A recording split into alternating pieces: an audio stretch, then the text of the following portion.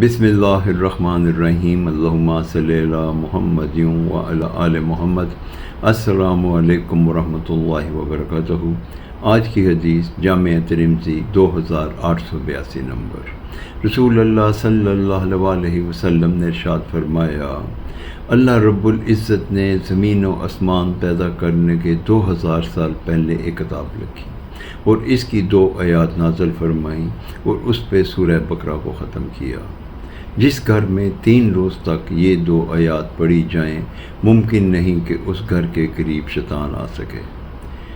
وہ آیات یہ ہیں: اعوذ باللہ من الشیطان الرجیم، بسم اللہ الرحمن الرحیم، آمن الرسول بما انزل علیہ من ربہ والمؤمنون کل آمن باللہ وملائکتہ وکتبہ ورسلہ لا نفرق بین احد من رسلہ وقالوا سمعنا واطعنا غفرانک ربنا الیک المصیر لا یکلف اللہ نفسا الا وسعها لها ما کسبت علیہا ما اکتسبت ربنا لا تؤاخذنا ان نسینا او اخطانا ربنا ولا تحمل علینا اصرا کما حملته علی الذین من قبلنا ربنا ولا تحملنا ما لا طاقت لنا به واعف عنا واغفر لنا وارحمنا انت مولانا فانصرنا علی القوم الکافرین۔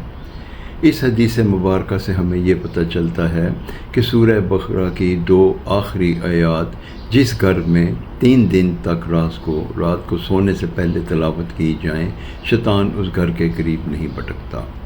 ہمیں چاہیے کہ ہم اس آیات کو اپنی زندگی کا معمول بنا لیں اور روز رات سونے سے پہلے ان کی تلاوت کریں۔